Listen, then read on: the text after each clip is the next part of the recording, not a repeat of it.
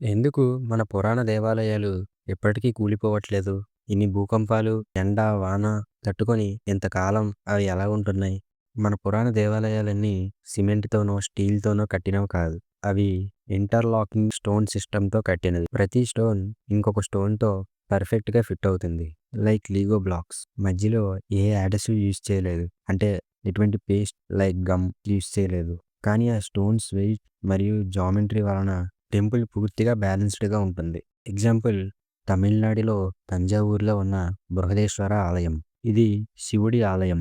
ఇది 1000 ఏళ్ల క్రితం కట్టిన టెంపుల్. ఇందులో టాప్‌లో ఉన్న స్టోన్ 80 టన్స్ వెయిట్ ఉంటుంది. ఆ కాలంలో ఎటువంటి మిషనరీ ఏమీ లేకుండా అంత వెయిట్ ఉన్న స్టోన్‌ని అంత ఎత్తులో ఎలా పెట్టారో ఇప్పటికీ ఒక మిస్టరీగానే ఉంది. ఇంకో సీక్రెట్ ఏంటంటే ఈ టెంపుల్ గోపురాలు ఎప్పుడూ ఆలయంలో ఉన్న శివుడిపై నీడ పడనివ్వదు. అప్పటి engineers mathematics, sound waves, magnetic fields ఇవన్నీ యూజ్ చేసి డిజైన్ చేసిన ఈ టెంపుల్ పాజిటివ్ ఎనర్జీని క్రియేట్ చేస్తుంది. ఈ ఒక్క టెంపులే కాదు, ఇలాంటివి మరెన్నో. సో నెక్స్ట్ టైం ఏదైనా టెంపుల్ విజిట్ చేసినప్పుడు గుర్తుపెట్టుకోండి.